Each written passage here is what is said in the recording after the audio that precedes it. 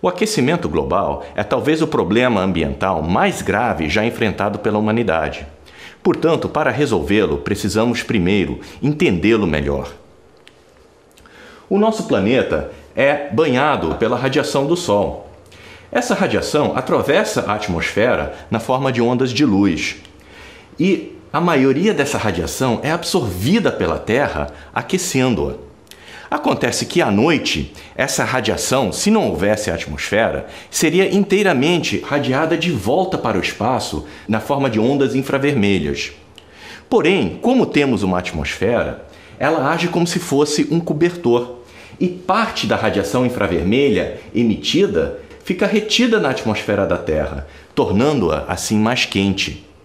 Esse fenômeno se chama efeito estufa, como se existisse uma grande estufa em volta da Terra, retendo o calor emitido pelo Sol.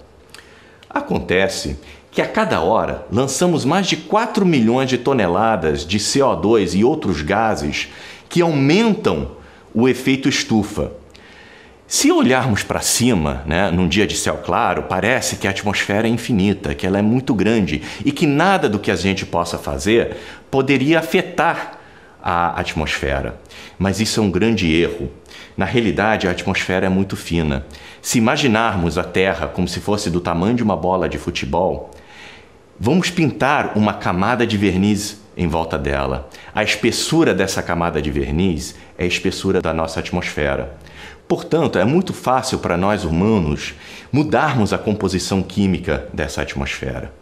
E quando mudamos essa composição química, lançando cada vez mais CO2 e outros gases que retêm esse calor que emana da Terra de volta para o espaço, o que estamos fazendo na realidade?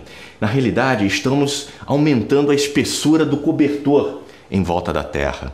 Assim, aumentamos a quantidade de raios infravermelhos que são capturados e aumentamos assim a temperatura tanto da Terra como também do mar.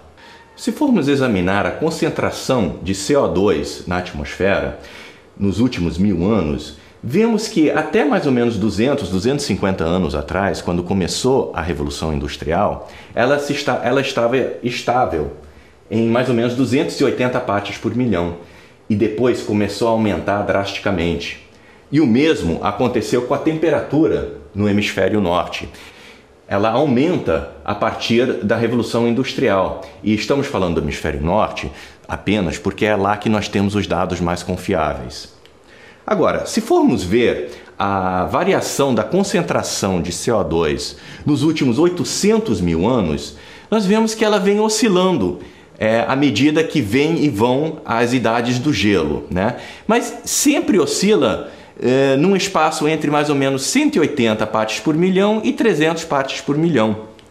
E junto com essa oscilação da concentração de CO2, existe também uma variação correlata da temperatura da Terra. Acontece que nos últimos 200 anos, a concentração de CO2 subiu em mais de 40%. E a expectativa é que a temperatura suba na mesma proporção. Agora, se continuarmos a queimar os combustíveis fósseis no mesmo ritmo, vemos que dentro de 45 anos, a concentração de CO2 na atmosfera pode mais do que dobrar do seu nível pré-industrial. E com isso, a temperatura da Terra vai subir 5, 6 até 7 graus, tornando a vida no nosso planeta praticamente inviável. As consequências do aquecimento global nós já estamos sentindo. As geleiras ao redor do mundo, por exemplo, como esta aqui no Alasca, ou então essa geleira na Argentina, estão derretendo, estão desaparecendo. E as populações que dependem das águas dessas geleiras, como por exemplo toda a cidade de La Paz na Bolívia, está vendo o seu recurso natural mais precioso desaparecer. Praticamente todos os grandes rios da Ásia nascem na cordilheira do Himalaia. E se as geleiras do Himalaia derreterem, nós veremos que 40% da população mundial vai ficar com escassez de água. Isso é um problema muito grande, até porque nós temos 3 potências nucleares nessa zona: a China, a Índia e o Paquistão. Imagina se esses países tiverem que guerrear por causa de recursos hídricos. O que vai acontecer com o resto do planeta?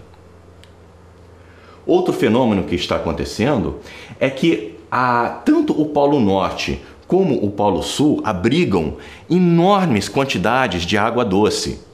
Se o gelo, por exemplo, que estiver aprisionado na Groenlândia ou na Antártica Ocidental derreter, o nível do mar subirá mais de 7 metros.